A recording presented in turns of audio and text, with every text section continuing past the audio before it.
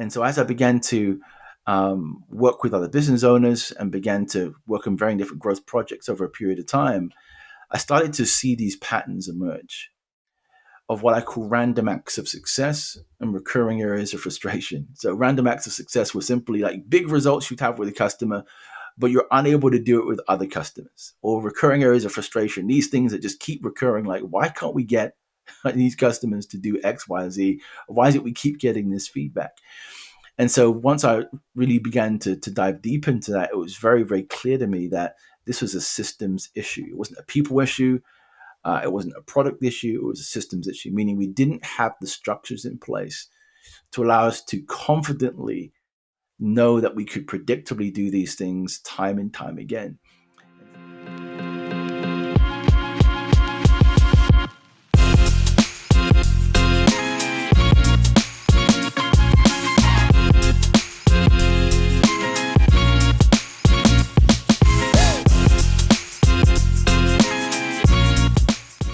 Happy Friday, and welcome to Wright on the Money, the podcast dedicated to helping business leaders overcome their obstacles, foster growth, and excel in their leadership.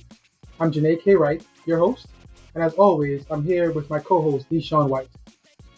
While acquiring new customers is a vital aspect of any business, we understand that the long-term customer relationships hold immense value. Today, we're diving deeply into that aspect, focusing on how you can extend and enrich the duration of your customer relationship with your brand by developing customer systems and robust product and service ecosystems. Joining us today to explore this topic is Jermaine Edwards, the CEO of Customer Advantage and the IA Group, LLTD. By the end of this episode, you'll gain invaluable insights and essential tools that will help you boost customer loyalty and expand the lifetime value of each client. You'll also come away with a clear grasp of how to structure these systems to ensure success, retain customers over a long period of time, and unlock new growth opportunities for your business. Jermaine Edwards, a 20-year sales veteran, is a renowned customer growth and system strategist, author, and speaker dedicated to empowering small businesses. He's founded and co-partnered in multiple businesses across diverse industries. With a global perspective, he's consulted in 22 countries and played a pivotal role in over 150 growth projects, including collaborations with industry giants like Dell and London Business School. Jermaine's heart is for his family. As a dad of 7 and husband of 17 years, he has a deep appreciation for what it means to grow both family and business. His broader mission through his businesses is to fund the aftercare of 1 million children in recovery out of the sex traffic industry. In addition to our CEO to CEO chat, our CEO Quick Deep Dive today consists of digging deeper into Jermaine's passions and giving you all a sneak peek into what's next for this dynamic leader. Jermaine, thank you for being here, man. We so appreciate you being on the show today. Hey, I'm really excited about this. This is a great conversation to have, and it's well needed, particularly this time. No, absolutely, absolutely. It's always been interesting to me, right? I've been in business for 20 years, right? Primus as a company has been working with Yeah, other small yeah, yeah, businesses yeah, for of 20 years. course. And I will Yeah. say this, that I am not a salesperson, right? And I think, your background with sales and where I look at how we work with customers, it kind of builds. And Yeah, I love that. I love to have that conversation with you because for me, there's a part of where the job is as a CEO, as the high level, is about bringing clients in. yeah, But the yeah, other part of the job is keeping them, retaining them, making sure they're happy, making sure they're sticking with us because we are the best place for them, right? So when yeah. you talk about the ecosystems and customers, what does that mean in aspect of a small business? What should they be thinking about? Yeah, so I think one of the most important questions I offer small business leaders when I'm speaking with them is the question, who are you trying to become to your customers? So the reason, I guess, the whole premise of becoming comes from this place of recognizing that your mission isn't just necessarily to the growth of your business, but the whole premise of a business is to acquire and keep a customer. And so, if you don't have a mission for who you're trying to become to your customers, what do you want them to say about you? What do you want them to feel and experience about who you are, the values that you have as a company? Then it's very, very difficult to translate that into decisions that you make and clear strategies that make an impact on a day-to-day basis, and something that your teams and your employees can really take hold of. So that's really the first place where I begin, is saying, well, what's documented here? Who are you trying to become? Because if you're just marrying this to what the competitors are doing, then what's happening is that you're actually forming your strategy against customers that you don't own. I like And that. I so like what that idea, and so right? you have to move to the center, ensure that you're listening and really clearly viewing your customers in real time in who they are and who you're serving. No, I like that. I like the idea of the strategy and about, I think a lot of us, we go into business, and this is one of the tools that they give you, right? Go Mm. review what your competitors are doing, understand who their Mhm. customers are, understand how they work and how they attain customers. But in that, do you lose a piece of your individuality as a business, right? Are you losing some of the concepts and the reasons that you started your business that make you different? So how do you marry those two, right? Because you need to know what other people are doing. You need to know how if you are a $5 million Yeah. company, or if you're a $1 million company and you want to be a five, you can look at that $5 million company and see how they're bringing in customers and how they're retaining it. So how do you marry those two ideals of, all right, I need to keep my individuality so I can create the best product or service for my customers, but also trying to see what other Mm. people are doing so I can understand how to attain those. Yeah, so absolutely. Look, it's super important for us to have a global view of what moves customers, or what trends we're seeing right across varying different verticals, not just our competitors by themselves. But if we're talking just about competitors right now, I think you can easily take what competitors are doing and then begin to marry that against your act. Again, as long as you have a clear idea of where you're going and who you're trying to become to your customers, you can take something from a competitor and go, and then ask the question, does this serve our customers not just today but for the future thing that we're trying to build for them? No, And absolutely. that's really the bridge. So as soon as you see something, it has to move through a lens, a perspective that shapes how you do things as a business. And so, and this is why I kind of warn people against case studies to some degree, because the moment you start to copy a case study or something that somebody has done for their customers, again, what's happening is that you're trying to develop a strategy that isn't something that you've verified with your own customers. And so and so yeah, so it's really that bridge. So really understanding it, getting a really clear perspective of what's happening in the market, that's perfectly fine, it's reasonable, and it's appropriate for that to be the case. But then you have to ask the questions through the lens of the mission, is how does this serve our customers today and for the future thing we're trying to build for them?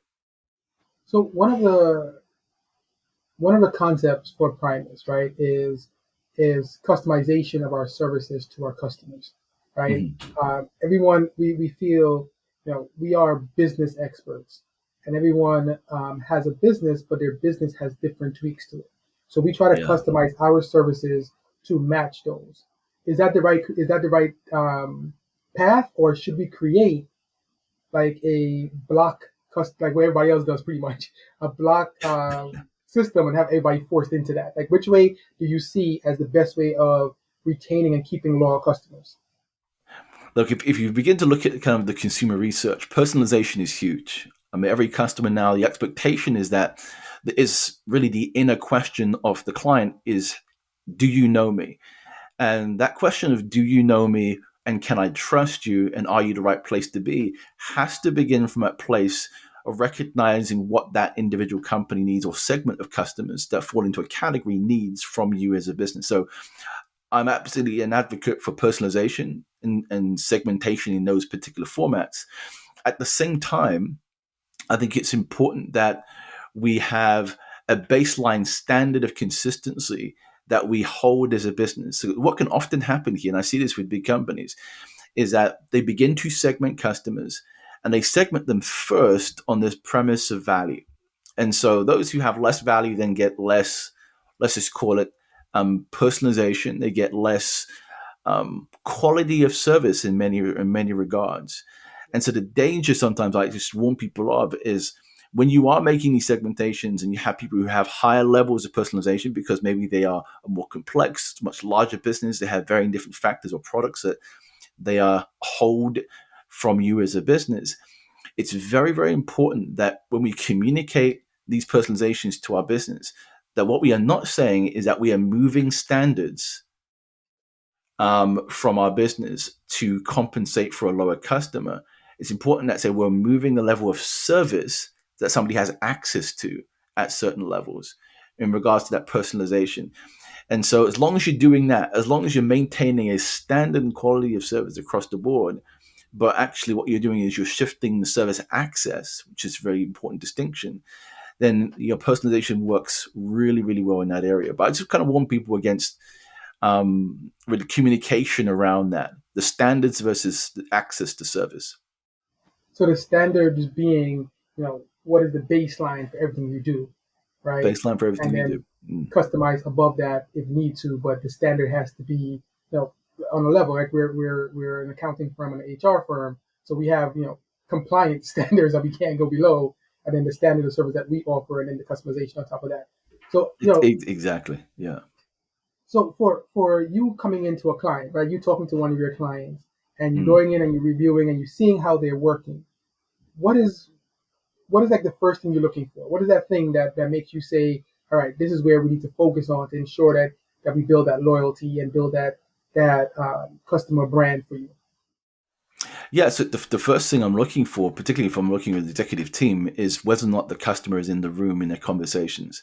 And what I mean, I don't mean physically in the room, but I mean presently discussed amongst leaders in the room.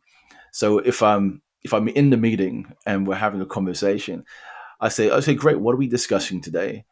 And where does this customer show up in the agenda?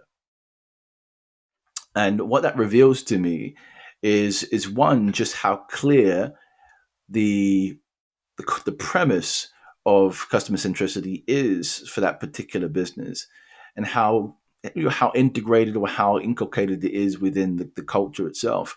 But it also exposes something about how they make decisions, particularly strategically, of things that impact their customers. So that's the first thing I look for, is whether or not the customer is in the room. And so that's something that I see a lot of big companies who are super successful do today. Amazon is one of those primary companies that will have a seat open on the boardroom.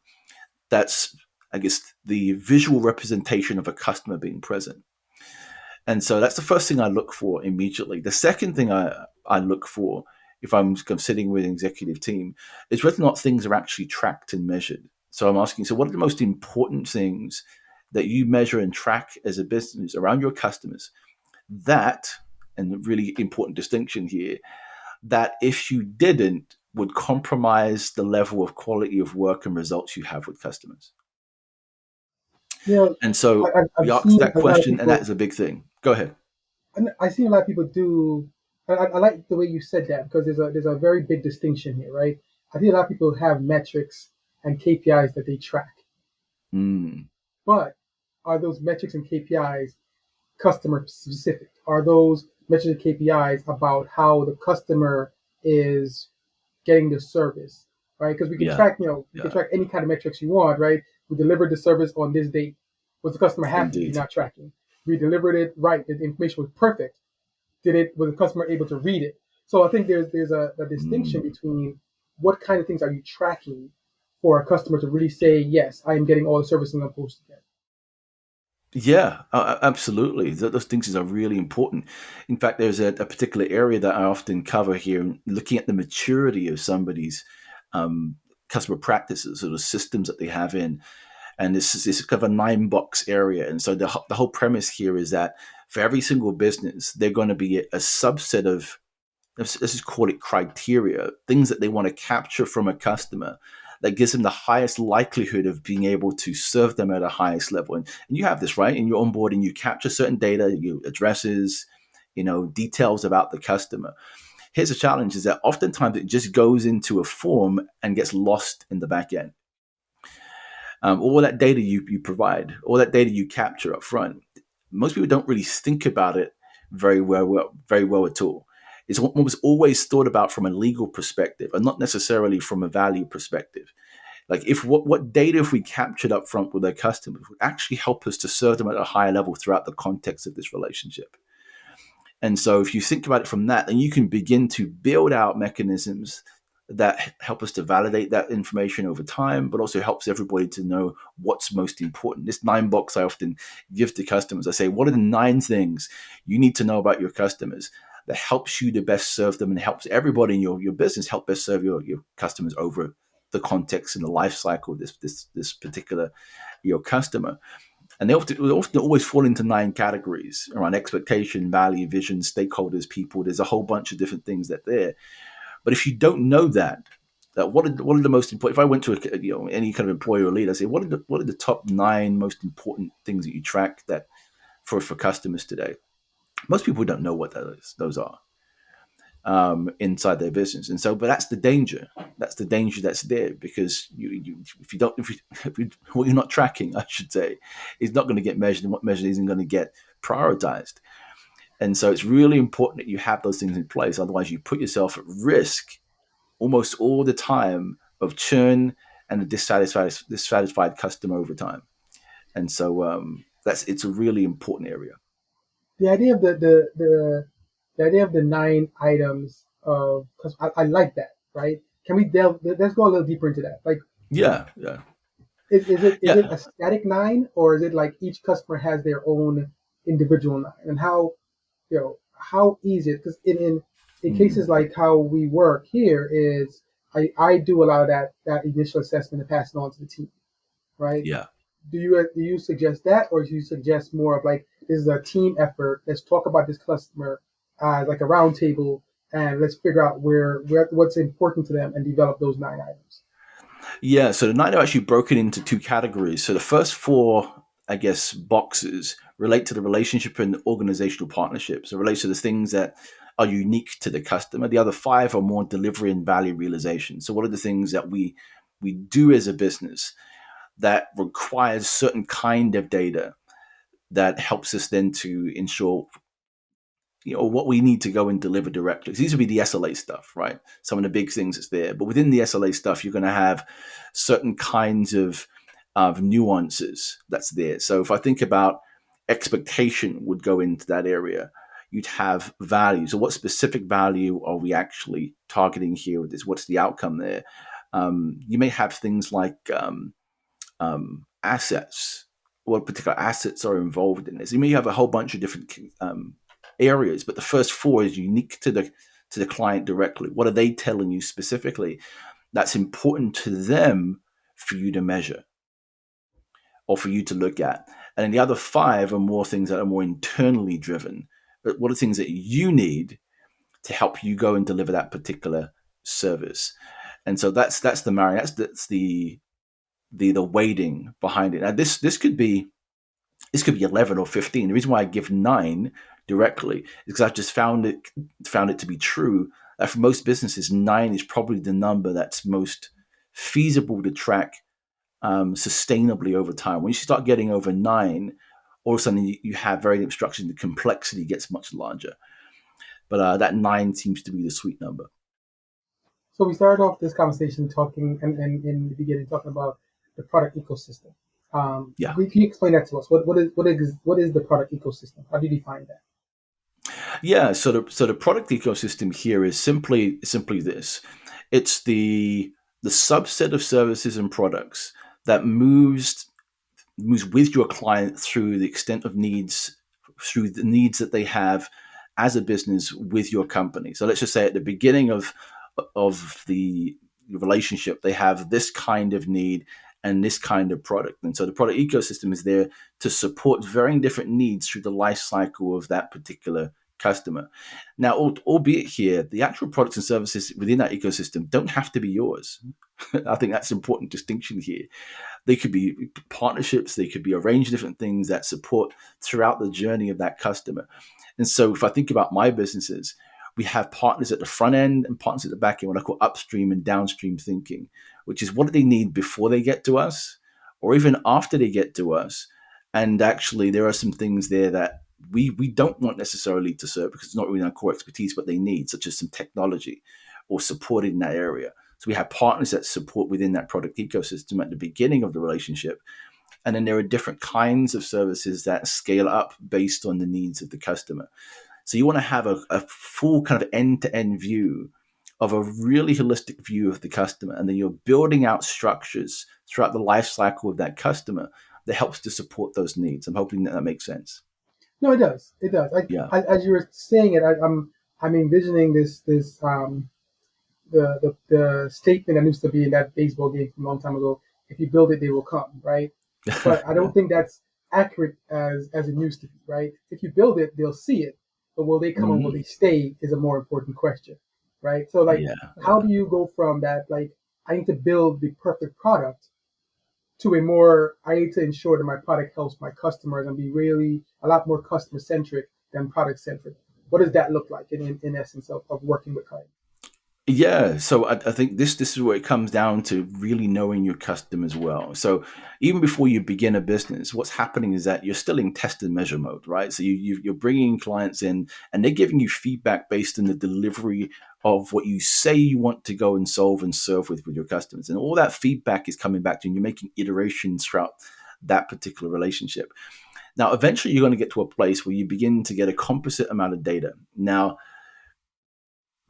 where does that number end and begin? Well, I'd say if you're in business for at least 3 to 5 years and you have more than 25 customers over that period, you're going to get enough data of statistical significance that you can make some judgments around what those products and services might need to look like based on where your customers are within a certain part of their journey. That being said, this is something that needs to have two really important categories tied to it. So if you're thinking about kind of the building of a product, the first thing is really understanding this is what is it we know about our customers today that they don't know about themselves, that if they did, it would change the relationship between us.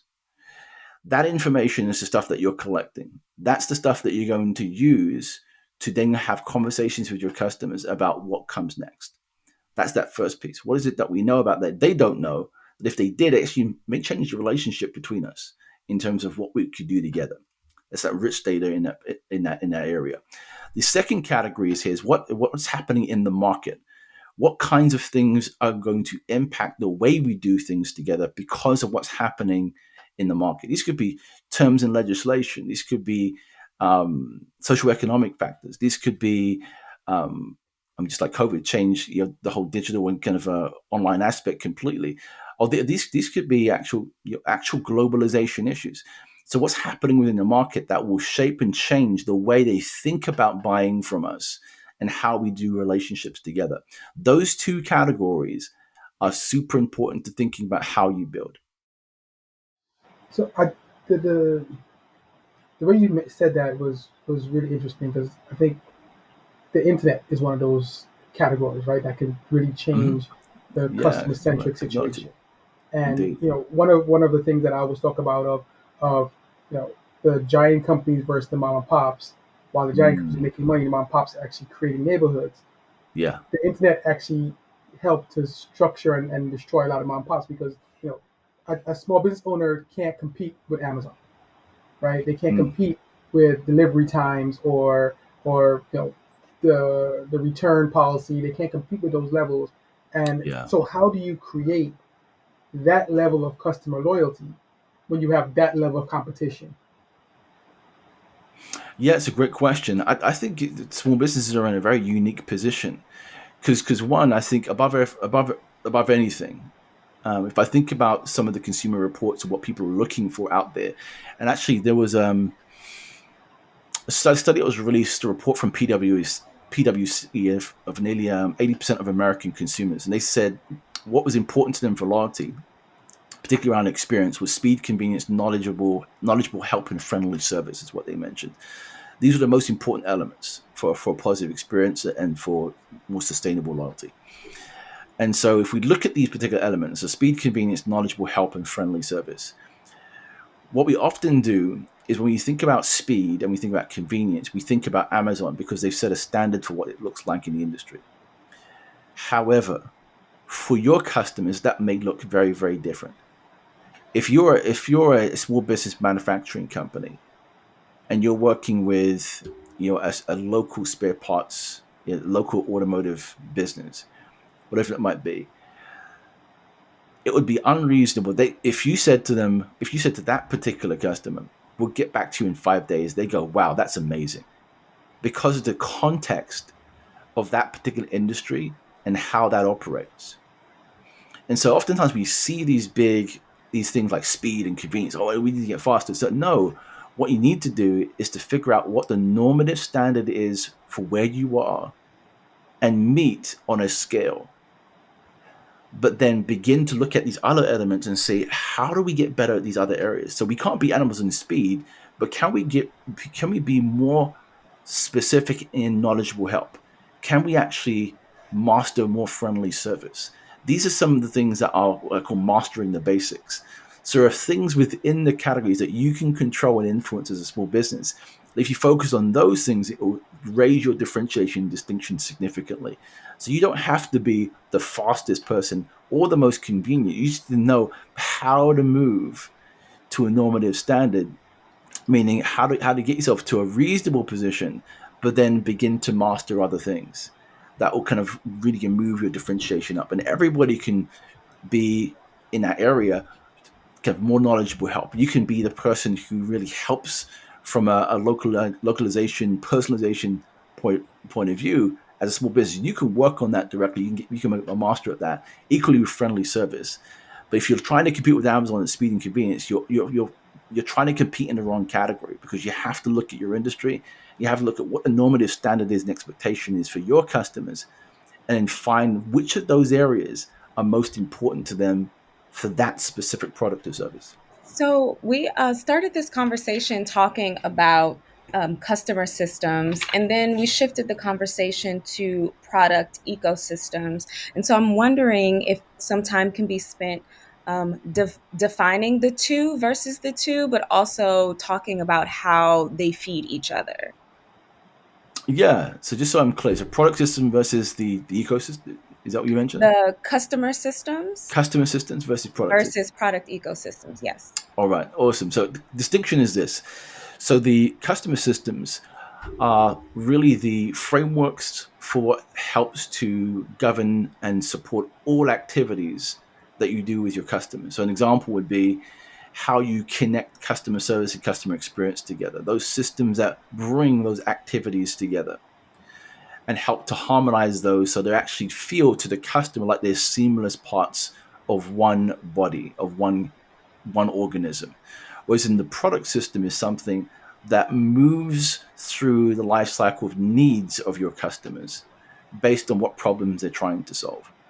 And so my follow-up question to that would be, what are some ways, because I feel like this has been like a very high level conversation, which I think is important, but it's also the practical side of the conversation that I think is really important too. Like, Awesome. Yeah. at what point, right, when it comes to creating customer systems, at what point is a business ready for it? Is it something that is out of reach for someone who is maybe an entrepreneur and maybe they only have 1 to 2 employees versus, Yeah. organizations that have 50 to 100 employees? Like, what are the implications for creating customer systems for smaller businesses, and how can they begin in like a very practical way?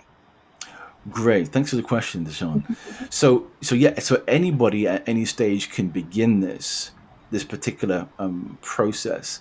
So I'll set the stage like this, and I'll try to do it as succinctly as I possibly can. So for every business on the planet, your your activities are going to fall into five categories, and these are five actually categories or channels that actually could increase the growth with your customers in your business. The first channel is growth through delivery. And in delivery here, you're going to have a range of different activities with your customers that are focused on what you deliver. And then you're going to have that. And I'll come back to that in just a second. The second category is growth through alignment. This is what you do with your customer, with your employees, to ensure your customers, when communicating with you, have a seamless and unique experience that is defined around what it is that they're buying from you. The third category is growth through data, which is what you harmonize and collect from your customers that informs how you build things for them in the future. The fourth category is growth through enablement, which is how you connect your customers together with your employees. And this will be things around customer centricity. This would be areas around customer feedback, how you grab that. This would be customer events. This would be things that bring your customers and your people together. And then you have growth through leverage, which is what you begin to see is totality of all the resources and partnerships that you have with customers and how you leverage that for producing something bigger and greater. So everybody has access to those things. Now, let's just start from a practical level. If you're starting wherever you are, growth through delivery is going to be the first place you begin. I want you to just document all the things that you do in regards to activities around delivery for your customers. And then simply ask the question, how do we make this so that the activities that we do best increase the likelihood of a customer saying, not necessarily just saying that they like it, but saying, this is so good, I never want to leave. And so you want to do this, just literally document everything that's there. So, okay, this is how we deliver it. These are all the things that we do. You're going to probably have some processes around that. But once you have it, you want to then elevate the question to ask that. And once you have that, you begin to document it down. The second thing you do after that is saying what within our business, this is from a systems perspective, helps to connect those things together to make that happen. And so you're going to have CRMs, you're going to have a range of different things like that. But what's going to happen is you're going to have those activities, you're going to elevate the question, and then you're going to have really look at your own systems and think about or technologies and processes and think what helps us to connect these things together.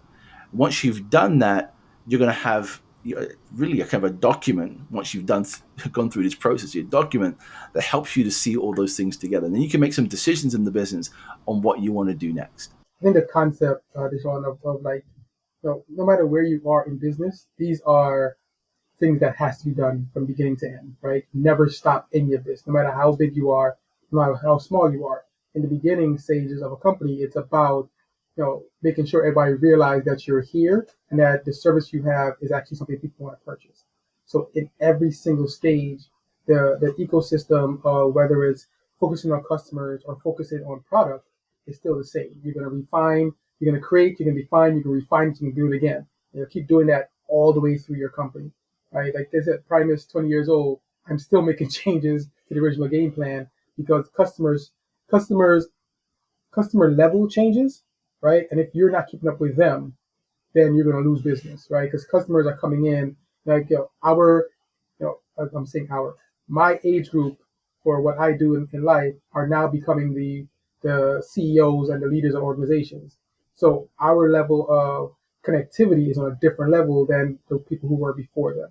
So I have to keep evolving how I interact with customers and how I interact with my product to ensure that that connectivity is always going to be aligned. But no, this was awesome conversation, Jermaine. I appreciate you being here. We look forward to talking to you again. But thank you again for coming on the show. No, I appreciate it. Thanks for letting me share. This show is brought to you by Julo.shop. Experience more than just shopping at Julo.shop. It's a celebration of amazing products from Black-owned brands. Our product partners are like you and me. They had a vision, and now they're a part of the Julo family. We promise to bring you quality, convenience, and the selection that you deserve. Discover, experience, and enjoy something new at Julo.shop today. Visit www.julo.shop.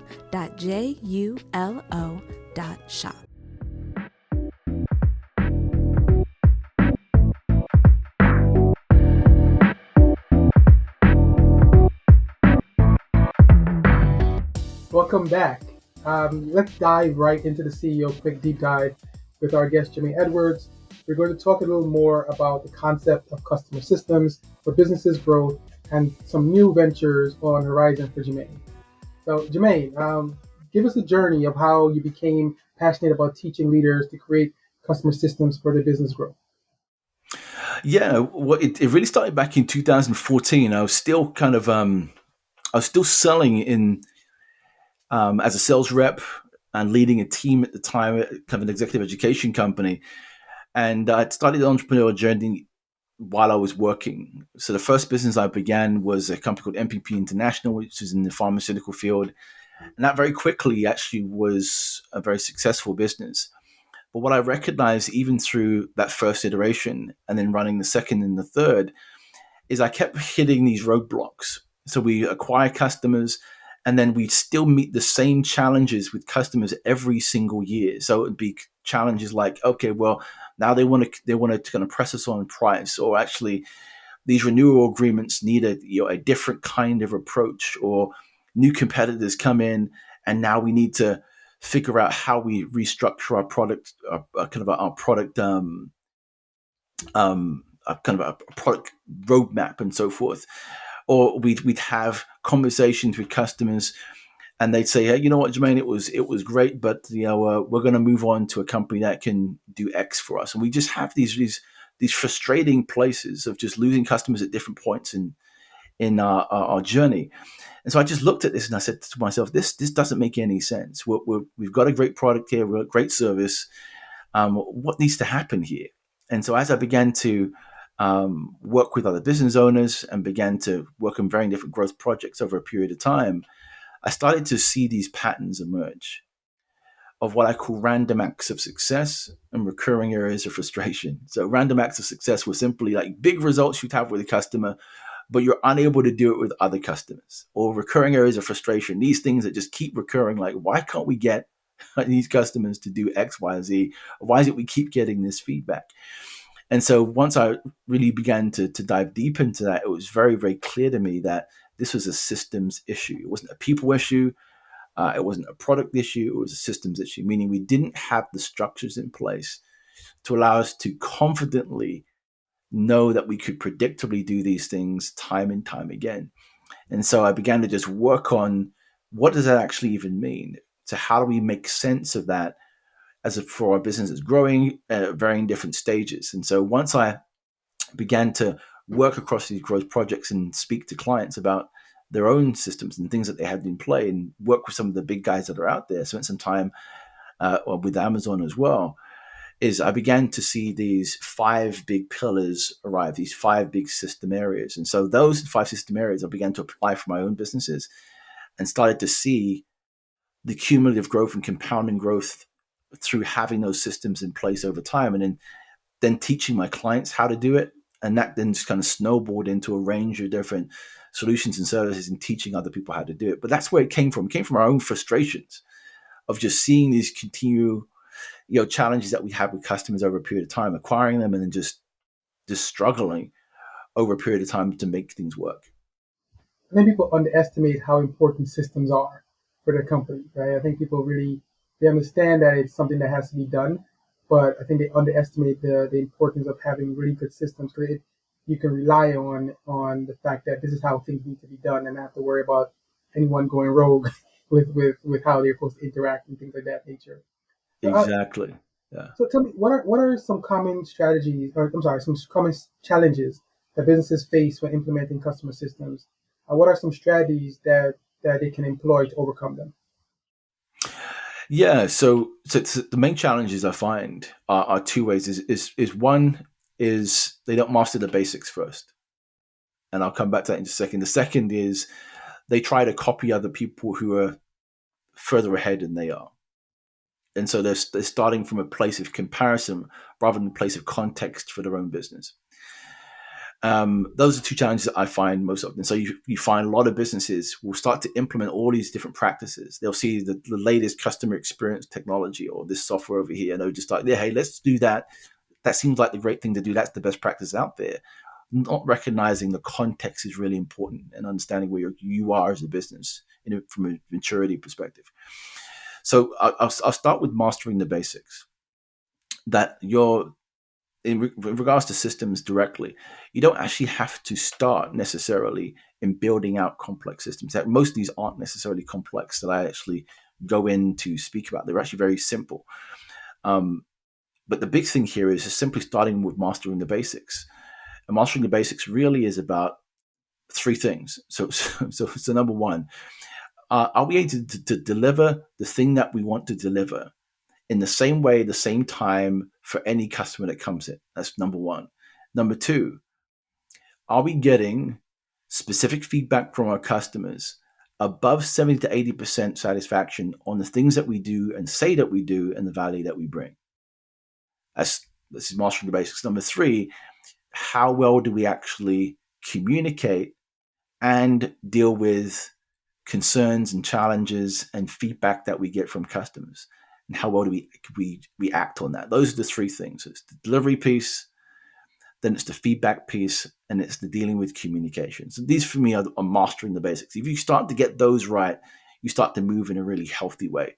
And then once you've mastered the basics, you can start to think about building out more specific systems around different channels that you have in the business.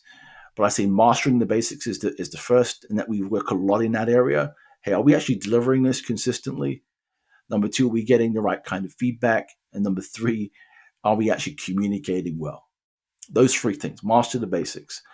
And then we can start to move to those particular system areas. And system areas I always start with is systems around growth through delivery, and ensuring that actually now we can scale this out across any product, any service, any size of customer, and do that continually and predictably without concern and with high confidence, to go and do other things and bringing more people to go and do that.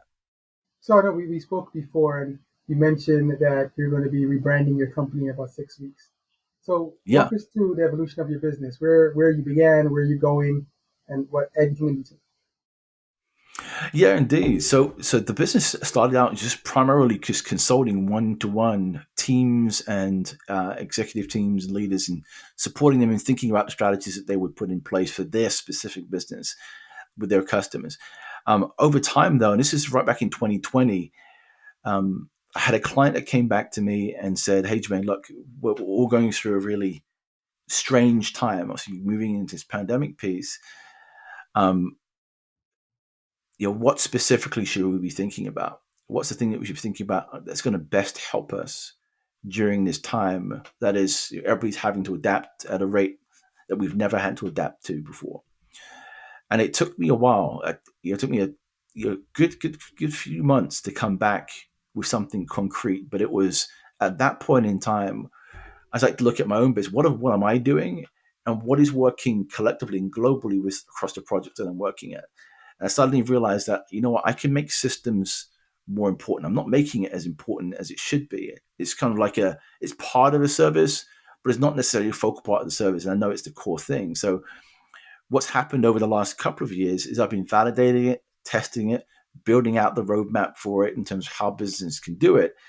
And so now this next 6 weeks, I'll be really launching the program that's cumulative over these different projects that I've been working on, case studies from my own businesses, case studies from local businesses, from global businesses, on the successes they've had in building out customer systems. So that's what this next 6 weeks is going to be, building out this new program called the Customer Advantage, or the Customer Advantage Builder Program, which will help small businesses to implement the systems that help to double the value and growth of their business every 12 to 18 months with their customers.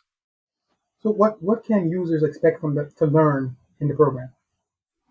Yeah, so three core things. So the first thing, which I'm most excited about, is helping the business to understand how to build a mission, how to build out the mission and vision communication for how you do anything with your customers, and allow that to be something as a change agent that helps and supports your customers, your customers and your employees talking together, and particularly your employees, empowering them to go do the work on a day-to-day basis. So that's number one. So you can learn how to do that and how do you feel that, how you communicate that from a centricity point of view. The second thing you're going to learn is how to unlock or activate new value triggers within your own client base. I've often found the case that most people will focus on their key customers, and I've done a lot of work in key customer development.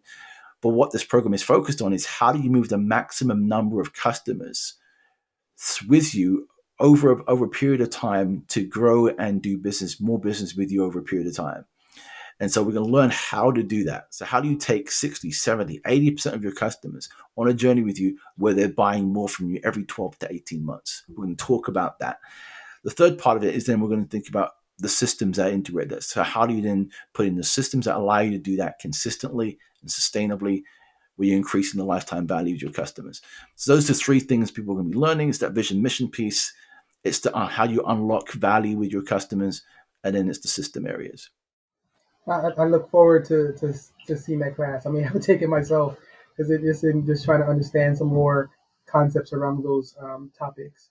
But we're going to put this stuff in the your information into the show notes. But let our listeners know how they can reach you and how to get access to the course. Yeah, so look, I recognize that a lot of what I talk about can be quite high level. I actually break a lot of this down. If you get onto my mailing list at jermaineedwards.com, I go into significant detail in regards to how people can break this down from their place, with their professional services, manufacturing, or pharmaceuticals company, what it looks like. We have case studies right across the board. So go to jermaineedwards.com to get that. Or if you just want to follow general kind of premises content, get a flavor for what I share generally outside of this context, you can go to LinkedIn. Jermaine Edwards, you'll find out. Hopefully, in the show notes, you'll find out. But just connect me on LinkedIn, you'll find it there. And be assured you'll begin to see some of these concepts broken down as well. Jermaine, again, thank you, man. This was a great conversation. I love learning more about your company and your journey. And we look forward to talking to you again on the show. I appreciate it, man. Thanks for having me on.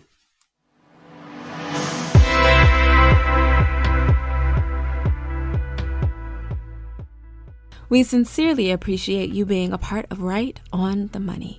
Among the multitude of podcasts available, we're truly honored that you've chosen to listen to ours. If you or someone you know would bring valuable insights as a guest on our show, we invite you to access the guest request form linked in our show notes.